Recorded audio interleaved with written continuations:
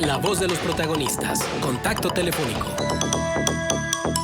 Así es, y bueno, agradecemos enormemente la presencia del subsecretario de Seguridad y Protección Ciudadana del Gobierno Federal, Ricardo Mejía Verdeja, a quien saludamos con gusto y recibimos también con ganas de poder platicar sobre estos dos temas que nos parecen fundamentales en este momento. Gracias, Ricardo. Saludamos Manuel Cerrato y Marcela Pamanés. Gracias, Marcela y Manuel, un gusto saludarlos y a todo el auditorio de GREM. Pues qué bueno que tenemos oportunidad después de ese nombramiento tan importante que tú recibiste, esta confianza de parte del gobierno federal, y platicar entonces sobre Denuncia por la Paz, este mecanismo que tiene como objetivo la construcción de la paz en el país, vinculando a las ciudadanas y a los ciudadanos con las autoridades en la materia. ¿Qué mueve a generar este mecanismo de denuncia por la paz? ¿Cuáles son los objetivos y hacia dónde quieren llegar en esta vinculación de los ciudadanos con las autoridades? Bueno, mira, nosotros en el gobierno federal, en la Estrategia Nacional de Seguridad, pues un punto muy importante es reconstruir el tejido social y, como lo ha dicho la secretaria Rosicela Rodríguez, construir la paz en el país más que la guerra. Y en ese sentido, pues se han venido conformando mesas de construcción de paz y seguridad en todo el país, que es un espacio interinstitucional que funciona en las regiones del país, en los estados, que participan las autoridades, pero al mismo tiempo también se interactúa en otras instancias de la propia Secretaría con mesas ciudadanas, precisamente con la finalidad de pues trabajar de manera conjunta temas que tienen que ver con la seguridad desde muy diversos aspectos. También señalar que en la Estrategia Nacional de Seguridad Pública, además de los temas que tienen que ver con las instituciones de seguridad, el estado de fuerza, la inteligencia, la prevención del delito, también están los temas de bienestar, como son todos los programas que se impulsan desde el gobierno social, precisamente para evitar que sobre todo los jóvenes puedan ser ocupados por la delincuencia ante la falta de oportunidades. Uh-huh. Ricardo, voy a preguntarte algo porque recién lo acaba de decir el secretario de Marina, cuando afirma que desgraciadamente lo que nos tiene como nos tiene es que no hay funcionarios probos, hay funcionarios corruptos. En materia de seguridad, ¿qué tan importante es la honestidad y la probidad de los funcionarios para lograr los objetivos que se pretenden alcanzar, dado también el nivel de violencia que vive el país? Bueno, es un objetivo fundamental, es también el segundo eje de la estrategia de seguridad, el combate a la corrupción en las instituciones de seguridad pública y de procuración de justicia. Tan es así que como es público, pues desafortunadamente desde la cúpula de la seguridad del país en otros tiempos, pues desde ahí se tuvo complicidad y corrupción. Estoy hablando de los casos del exsecretario García Luna o el recientemente aprendido Luis Cárdenas Palomino, pero hay otros casos. Entonces el objetivo fundamental de este gobierno ha sido limpiar las estructuras de seguridad. Evidentemente hay gente proba y honesta en todas las instituciones de seguridad, pero también hay malos elementos, y lo que se busca es precisamente que los malos elementos no empañen, obstaculicen o dificulten el buen trabajo que se puede hacer desde los diferentes ámbitos de responsabilidad, desde los municipios, los estados y la federación, para poder entre todos pues recuperar esta seguridad, esta paz social que entre todos requerimos.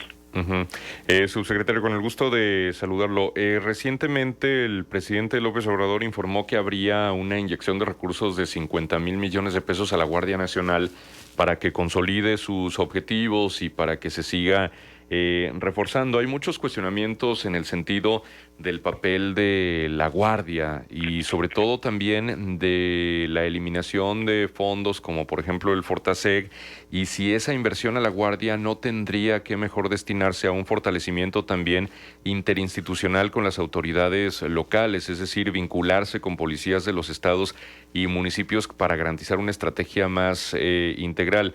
¿Qué opina de esas perspectivas y cuál sería sería, digamos, el plan que tiene este gobierno a corto plazo en la estrategia de seguridad, concretamente con la Guardia Nacional sobre todo? Bueno, la Guardia Nacional es una institución que acaba de cumplir apenas 2 años y tiene ya un despliegue operativo en el país de casi 100,000 elementos en 222 coordinaciones regionales. El objetivo que el presidente ha señalado es incrementar los recursos para poder acrecentar el estado de fuerza, las instalaciones como los cuarteles de la propia Guardia Nacional, fortalecer el reclutamiento, el adiestramiento, mejorar también la capacitación de todos los elementos. En lo que va de esta administración se han construido ya 182 cuarteles de la Guardia Nacional y se pretende para fines de este año llegar a 248 cuarteles. ¿Esto qué ha implicado? Pues un esfuerzo monumental, y lo que el presidente señaló hace unos días precisamente es inyectar en los próximos años, no en el presupuesto que ya va corriendo, que es el del 21, pero en los próximos años recursos adicionales para poder consolidar esta institución en todas las regiones del país. Sobresale también que hay fondos también para de aportaciones a los estados. Efectivamente, como lo señalan, el Fortasec en los últimos 2 años no ha estado vigente, pero se ha ayudado a los ayuntamientos y a los municipios pues con el despliegue de la Guardia Nacional, que permite precisamente a través de las mesas de paz en las regiones que los propios ayuntamientos puedan a través de los alcaldes pues influir en las acciones de la Guardia Nacional, y esto es una ayuda muy importante, independientemente también que lo comento, Manuel, los municipios ahora pueden invertir recursos del Fortamun, que es otro fondo federal muy nutrido, que anteriormente tenían restricciones legales para poder operar. Hoy ya pueden invertir parte de esos recursos en infraestructura de seguridad, en policías. Ya son las prioridades también que cada ayuntamiento en uso de su libertad pueda manifestar.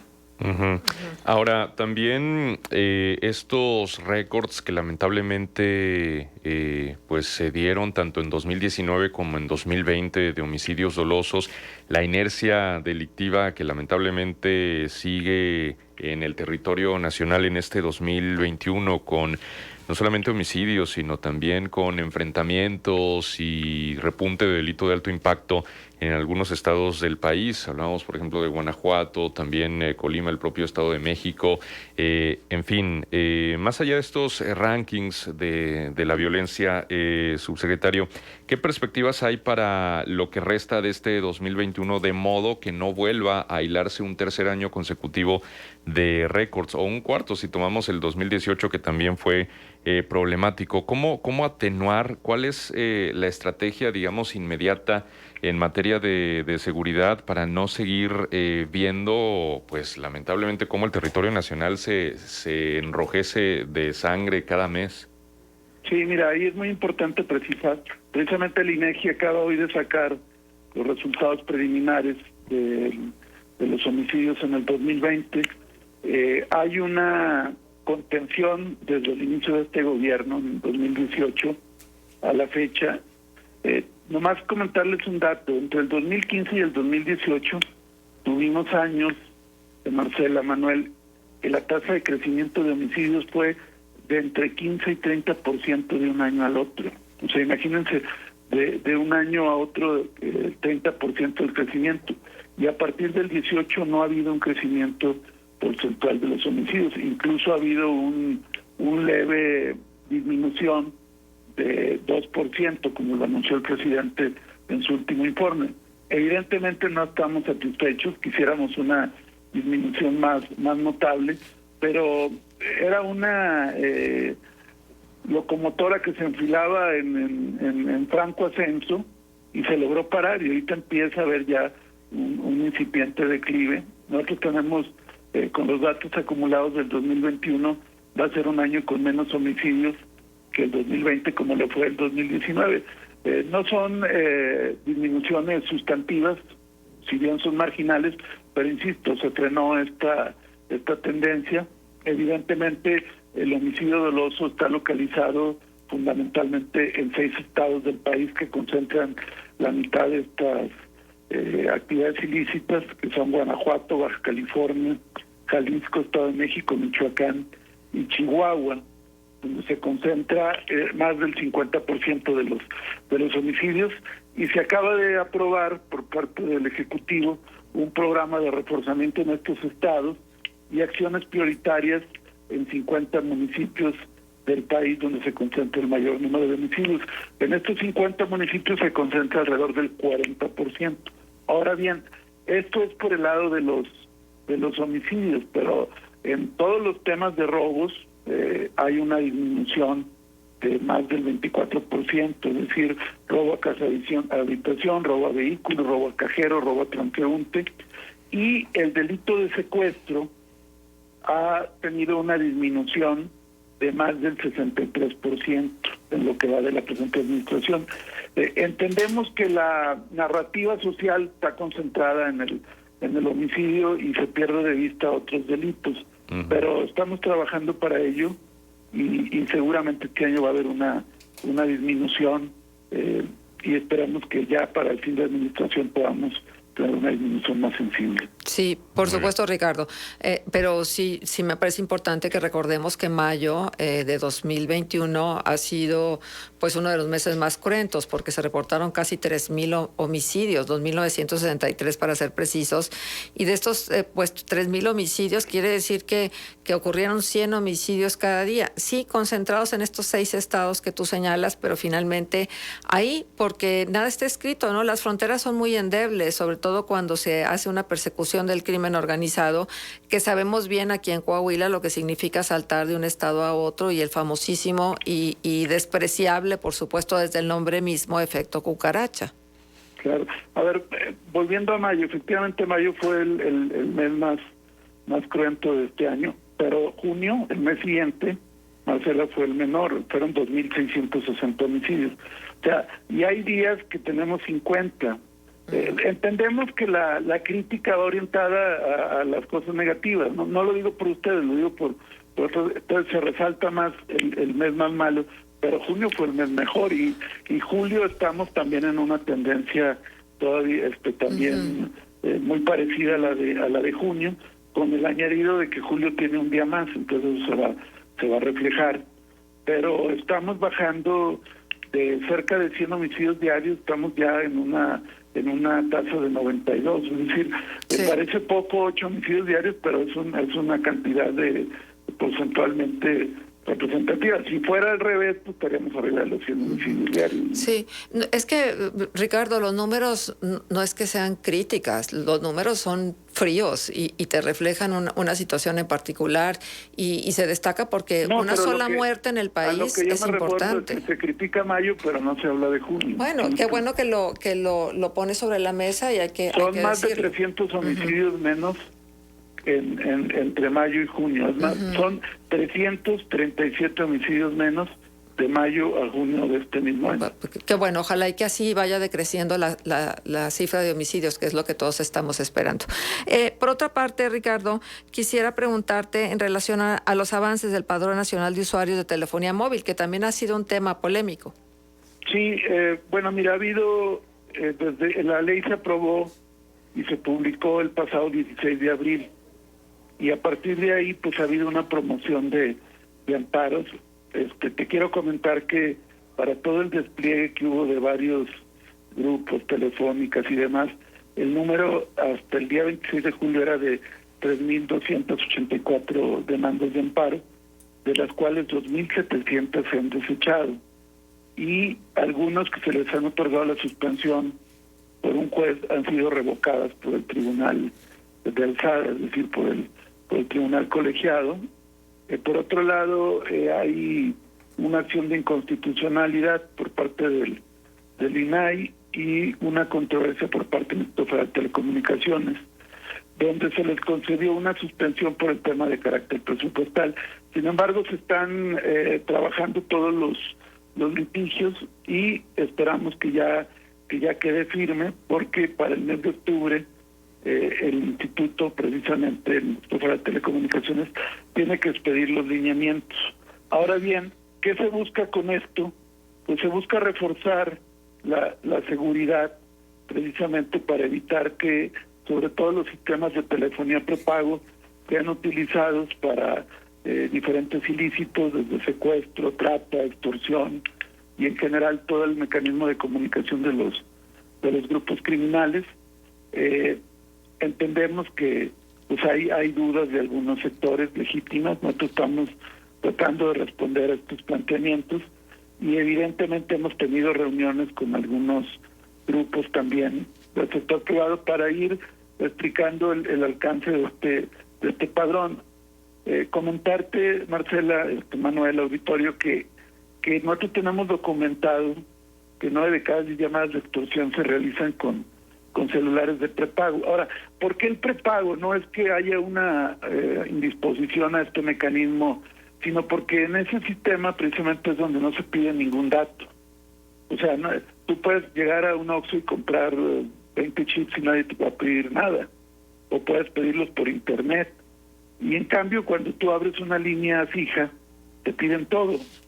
Te piden identificación, comprobante de domicilio, acceso al buro de crédito, una serie de cuestiones, ¿no? Entonces, lo único que nosotros estamos buscando con esto es poder vincular un número telefónico con alguien que lo adquirió. ¿Para qué?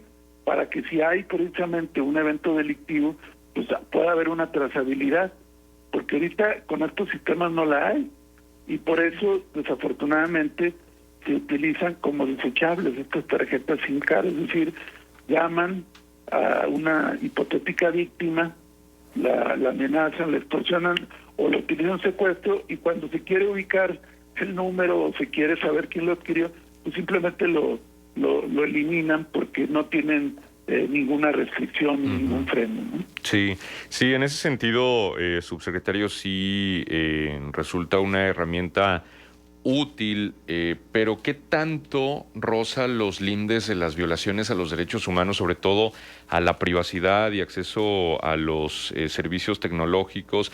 ¿Y qué tanto también, por ejemplo, el Instituto Federal de Telecomunicaciones es la autoridad idónea para regular y operar este registro?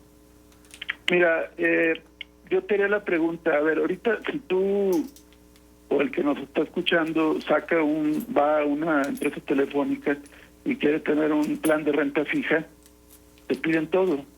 Sí. Y ahí yo incluso tienen escaneadas nuestras identificaciones oficiales. Claro, todos tus datos, tu credencial, tu huella, tu foto, y ahí nadie se queja de derecho a la intimidad ni protección de datos personales. En cambio, en lo del prepago, que pareciera ahí un santuario que no se puede tocar, ahí se generan todos estos argumentos. Ahora bien, lo que se tiene que hacer, y lo hemos platicado con empresas que tienen un alto tráfico de este tipo de sistemas, pues ver un sistema amable que pueda cubrir esta necesidad de seguridad que tiene el país, y en eso estamos precisamente. Sí hay, te lo debo comentar, Manuel, pues quien se opone furibundamente, ¿no? Sin ningún argumento, quieren total libertad para que se pueda vender el espacio radioeléctrico a través de la telefonía sin ninguna restricción.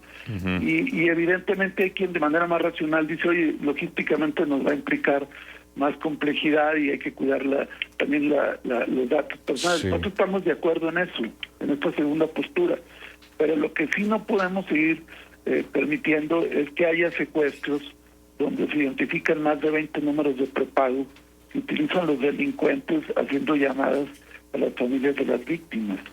O tampoco números que se utilizan para extorsionar. Y además otra cosa muy importante, mira, en los operativos que hace las fiscalías, la Sedena, la Guardia, las policías, además de muchas veces recoger armamento, dinero ilícito, droga, se aseguran lotes de celular y lotes de tarjetas de celulares. En un caso, por ejemplo, en San Luis se recogieron miles de tarjetas de SIM card, pues que utilizan con esta facilidad precisamente para poder utilizarlos, delinquir, comunicarse y que nadie sepa dónde están, y eso es lo que queríamos evitar, ¿verdad?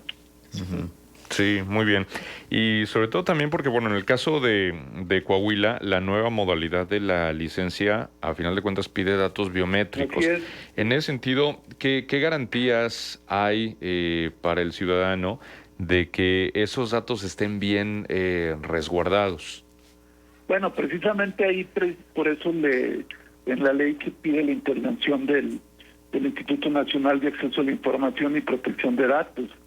Y además el padrón lo va a tener hay una dualidad. Una parte del Instituto Federal de Telecomunicaciones, la base, pero el resguardo o el cuidado o tú podrás impugnar cualquier situación ante el Instituto Nacional de Acceso a la Información. Es decir, el gobierno como tal no va a tener el manejo del padrón. Lo único que tendrían las instituciones de seguridad, a través de gente que esté debidamente acreditada, es poder consultar. Te pongo un ejemplo. A ver, en Torreón recibieron una llamada de extorsión del número que empieza con la 600 y pico, que seguramente corresponde al estado de Durango. Bueno, ahí el que hace la denuncia dice, oye, me están llamando de este número. Entonces ya el área de seguridad va a poder checar y decir, bueno, a ver, el teléfono tal, dónde se adquirió y hacia nombre de quién está registrado. Es lo que se va a poder consultar. Ahorita si lo quisiéramos hacer, Manuel, no se puede, porque te va a decir, no, pues este número se compró en por internet o en una tienda de conveniencia y nadie sabe quién lo adquirió y dónde. Ahorita los invito a que se metan a Facebook Marketplace o a Mercado Libre y se pueden comprar 100, 200 tarjetas SIM card sin ninguna restricción. O sea, es lo que queremos evitar, no queremos ser invasivos, simplemente que cuando se comete un ilícito se pueda saber quién lo hace. Ahora bien, si fuera al revés, si el número del que hablaron es un número de línea fija, pues tú podrías hablar a una telefónica y indicar quién estuvo llamando. Ahorita no lo podemos hacer con muchos teléfonos, millones de teléfonos que están bajo la modalidad del programa prepago, ¿no? Claro, por supuesto. Bueno, pues muy interesante, por eso era importantísimo tenerte aquí con nosotros, Ricardo. Muchas gracias, por primera vez desde que has sido nombrado subsecretario y la verdad de las cosas es que si quisiéramos establecer esta comunicación constante, porque lo que pasa a 800 kilómetros de acá también nos interesa y por supuesto nos afecta. Muchísimas gracias. Gracias, Ricardo. No, gracias, Marcela y Manuel, y un saludo a mis paisanos y al grupo Gremio, agradecer la invitación. Muy buen día. Buenos días, Ricardo. Ricardo Mejía Verdejo, subsecretario de Seguridad y Protección Ciudadana del Gobierno Federal. Sí, porque nos preguntaban que cuál era el nivel de nuestro invitado. Pues ese es el subsecretario de Seguridad y Protección Ciudadana del Gobierno Federal.